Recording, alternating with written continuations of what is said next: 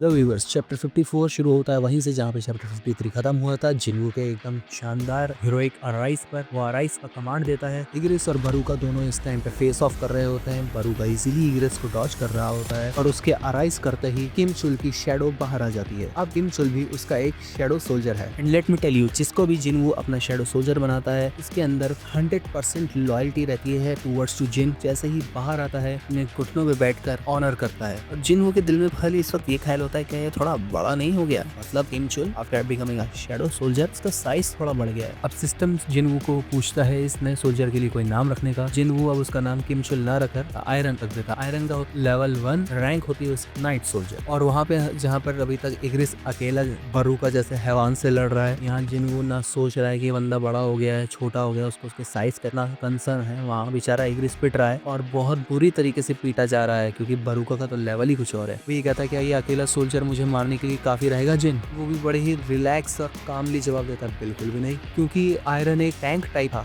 जब वो एक ए रैंक हंटर था तो उसकी टाइप टैंक थी, तो उसके पास एक टॉन्टिंग स्किल थी। वो टॉन्टिंग स्किल इसके पास अभी भी है। वो अपनी टॉन्टिंग स्किल का इस्तेमाल करता है और डंजन बॉस को गुस्सा आ जाता है, मतलब ये टॉन्ट करने की स्किल से बंदों को गुस्सा आ जाता है और वो काफी ज्यादा अग्रेसिव होकर अटैक करते हैं। इससे फायदा ये होता है कि सामने खड़ा मॉन्स्टर अपना थोड़ी दिमाग का इस्तेमाल न करके गुस्से से काम लेगा। और अभी भी बरूका की एक्साइटमेंट बढ़ती जा रही है, जैसे लगता है लड़ने में इसको मजा आता है और वो कहता है एक और नया बंदा, इसको पहले मारूंगा। इस टाइम पे मैं आपको बताते चलूं कि बरूका के सामने अगर जिन्वू पहले लड़े अकेले तो जिन्वू भी हारेगा, देन इग्रिस लड़े तो इग्रिस भी हारेगा और ये आयरन तो कहीं से कहीं तक टिकने का इसका सवाल ही नहीं शैडो सोल्जर बनने के बाद भी, क्योंकि वैसे भी शैडो सोल्जर बनने पे पावर थोड़ी सी रिड्यूस होती है बरूका के लिए। जबकि सबसे ईजी है आयरन से लड़ना। वो भी ये कहता है कि इस अकेले सोल्जर का, इस क्लो सोल्जर का मेरे सामने कोई मुकाबला नहीं। पर बरूका ये समझ नहीं पा रहा है कि इस वक्त उसका मुकाबला सिर्फ एक सोल्जर से नहीं, वो इस वक्त 1v3 कर रहा है। वो कहता है चलो अब हम तीनों से लड़ो। सॉन्ग पूछती है हीलर से क्या सारे हंटर्स इसी तरीके से लड़ते हैं, और उस वक्त हीलर भी जवाब देती है अगर ऐसा है तो मुझे अपना लाइसेंस कभी नहीं मिलने वाला। उसने भी कभी ये कहीं ना देखा ना सुना। बाकी के बंदों को ये लग रहा है कि हम इस वक्त सपने में हैं। वहाँ पर शानदार लड़ाई चल रही होती है इग्रिस की और बरूका की। इग्रिस दोबारा रीजनरेट हो चुका है। बरूका को अब मुश्किल आ रही है क्योंकि सक्सेसफुली उसने वेनम वाले डैगर से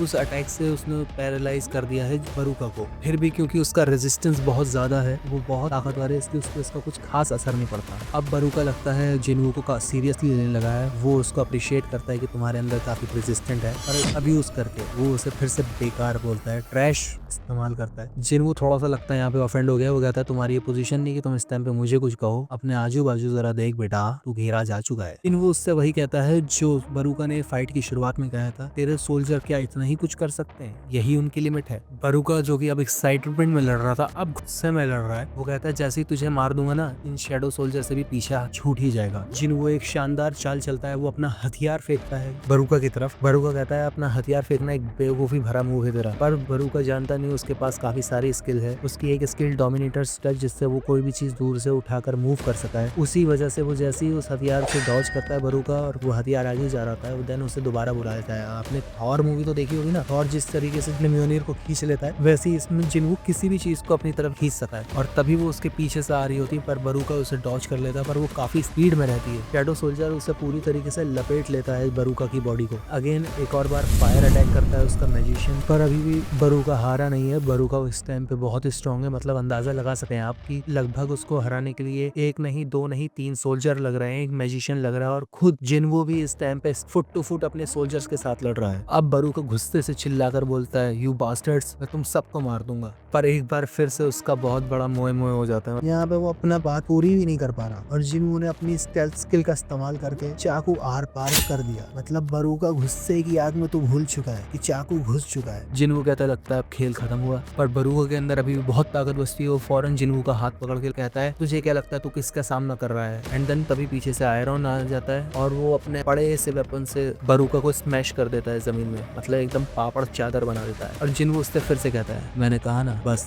अब खत्म, यही है।